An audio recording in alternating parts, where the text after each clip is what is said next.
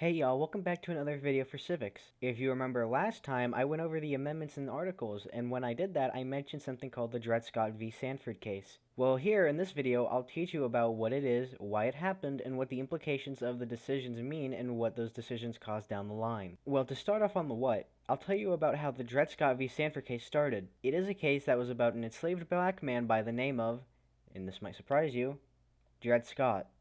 He left Missouri for Illinois with his master, and he stayed in Illinois from 1833 to 1843, before he eventually returned to Missouri. When he got there, he and his wife filed a suit against the government that claimed that because they went to a free state, they were legally now free citizens. Now, although the case mostly came about because nobody was quite sure what would happen if a slave was brought into a free state, because, beforehand, most of the racist Southerners kind of kept in the South.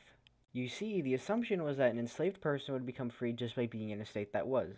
The issue, though, is that it was never really discussed or brought to the Supreme Court, as the reappeals of the state's courts' decisions had never really gotten to the uncaring, busy courts of the time. That being the Supreme Court. Now, finally, after being brought to court multiple times, many of multiples of times, it finally made its way to the Supreme Court and was practically ignored. This court of action was because the Supreme Court didn't see Scott as a person, because according to them, he had no legal ground and therefore was irrelevant with his case. How did that not a person reason even hold up? Well, here's a little fun fact. The South had a 3/5 rule that ruled the people as enslaved only made up 3/5 of a person, for tax reasons. Now, it's not all doom and gloom, because this case was actually a part of the reason the Emancipation Proclamation had legal standing as an executive order, along with other civil rights laws that followed suit. So hey, it did achieve something. That was all. Thank you for watching. Stay tuned for more. Bye.